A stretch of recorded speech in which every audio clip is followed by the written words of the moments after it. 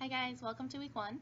This week we'll be talking about the basics of pharmacology, sort of where pharmacy got its start as far as regulation and rules, as well as some basic definitions. We'll be covering chapters 1 through 4, and at the end of this week, week one forum as well as week one homework and test on Connect will be due by Saturday at 11 p.m.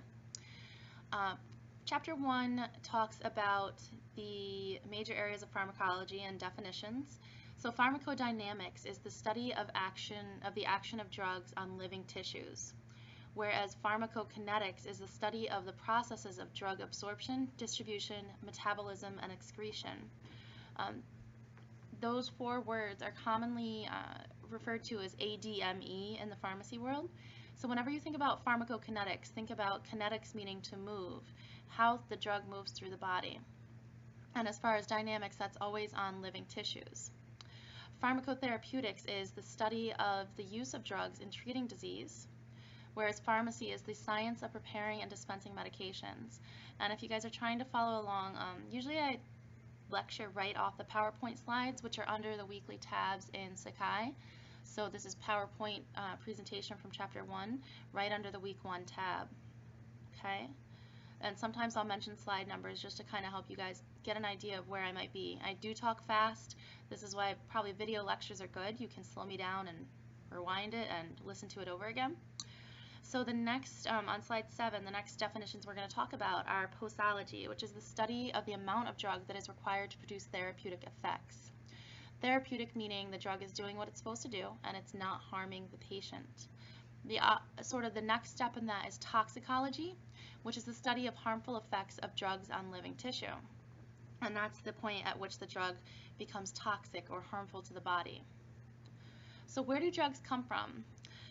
Drugs can come from plants, animals, or you're probably pretty familiar with the idea that they can be synthesized in a lab, whether through manipulating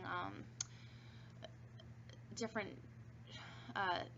chemicals or that sort of thing, biotechnology, messing around with human blood products or animal blood products that would be synthesized from an animal, however. There's a lot of different ways we can synthesize drugs or collect them. An example of a plant out in nature would be foxglove, which is the source of digitalis, which is a heart medication that you learn about in a couple weeks. An animal example of a drug would be insulin. Originally, insulin was derived from pigs. And of course, synthesized in a lab, most of the drugs that we know today, okay? So on slide 9, it covers drug effects. So therapeutic effect is a desired effect, whereas side effects, adverse effects, and toxic effects are all undesired effects of the drug. Some of these we can tolerate, and some of them are so unbearable or harmful that the drug has to be discontinued. The effects from top to bottom there escalate in danger to the patient, with side effect being the least harmful and toxic being the most harmful. So basic concepts in pharmacology. The site of action is the location where the drug exerts its effect, and the mechanism of action is how a drug produces its effect. So the site of action is usually a receptor, most likely, or an ion channel. You'll talk a lot about receptors this module, and hopefully some of you are familiar, or many of you are familiar with this from anatomy and physiology. Drugs bind to a receptor and produce a change. So agonists produce a drug action, antagonists inhibit the drug action, okay?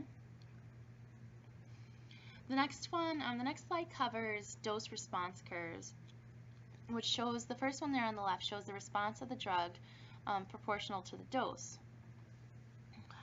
So as the dose increases, so does the magnitude of the response. The one on the right says is a time plasma concentration curve, and it shows the relationship of time to the drug concentration. So right there on the far left of that graph on the right, we give the dose, the concentration goes up in the body. Eventually, the body starts to get rid of the drug, and the concentration goes down. So it's useful to figure out how long a medication will last, that chart on the right, okay? If you sort of zoom in let me make it bigger. That chart on the left, just to go over that a little more, you can figure out the ED50 which is something we're going to talk about in a minute, how potent drug A is compared to drug B. So it takes about 20 milligrams of drug B to do the same thing as drug A at 10 milligrams. So drug A would be twice as potent as drug B. Okay. Therapeutic index is the ratio of the lethal dose to the ED. And for some reason it's slipping my mind to what that's called, but it is in chapter 1. It gives an estimate of relative safety. So every drug must fulfill 2 major requirements before it can be used: efficacy and safety.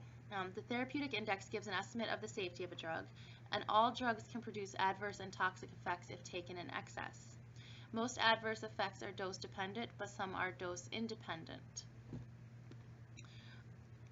So drug allergy and drug idiosyncrasy are 2 adverse effects that are not dose dependent, meaning the patient can have a reaction whether they're given a very small amount or whether they're given a large amount. And I think ED is going to be something close to effective dose, or the dose at which the drug exerts a beneficial effect.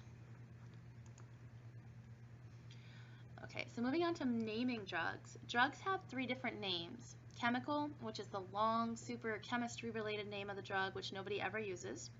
The generic name, and the brand or trade name. For drugs that are new to the market within 10 to 20 years, they still are operating under their brand or trade name. An example right now, if I can think of one off the top of my head, would probably be Humira. It's a rheumatoid arthritis drug, used for a few other things too.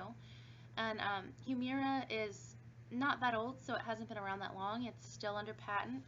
So the brand or trade name belongs to the company that first came up with that drug, and nobody else is allowed to use that name, nor are they allowed to market a product under the generic name. Now, once that drug is off a patent, they can go ahead and market that generic. More than one company can do that. That gives the company that spent all that money making that drug a little bit of time to recoup some of that money, and of course more, because a lot of people are familiar. Drug companies are huge money makers. So that brand or trade name, that protection of that name, gives the company some time to market its drug and not be interfered with by other companies. So drugs are also divided into the following classifications: prescription and non-prescription, or over-the-counter, OTC. So prescription requires the doctor to write you out a nice little script, tells you what the dosage, the name, the quantity, the directions, and that goes into the pharmacy, gets billed, maybe through your insurance, is billed, and then is given to you at the register by the pharmacist or technician. Non-prescription sits right out on the shelf, and you're able to purchase it without a prescription. Finally, drug references. Drug references are important tools to be used. Pharmacists use them every single day. Nurses, LPNs, MAs, you might also as well. You'll have a nursing manual that'll have a lot of medications in it, and it'll give you a lot of good information on those medications.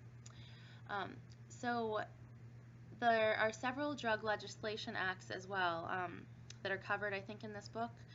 Get familiar with those. It'll give you an idea a little bit about the history of pharmacy. And that list of references are common references that are used in pharmacy. I just want to talk, so that's the end of chapter 1. We're going to move on to chapter 2, 3, and 4 in a separate video. I just want to talk a little bit about the project, because I mentioned that nursing manual. So the project is split up into 4 parts, due on the end of weeks 2, 4, 6, and 8. And the first 2 parts are 10 drugs each. The second 2 parts are 15 drugs each. And what happens is you will look up in your nursing manual all the information that is in the Excel spreadsheet that is attached to the Sakai tab there. Okay. So if you have any questions on that, please feel free to contact me. No question is stupid. No question is something I haven't heard before. So I'm ready to answer those questions. I know there's going to be some, because it can be a little confusing at first. But once you've done the first 10, you'll be a pro, and it'll go by really quick. Also, if you have anybody that you might want to work with on this, I don't care if your work is similar, but by no means do not copy and paste your friend's work. Work on it together, help each other out, but try not to let someone else take advantage of a situation, okay? Because we don't want that to happen. We want you to be responsible for your work. We'll move on to chapter 2 in a separate video, and I'll see you guys then.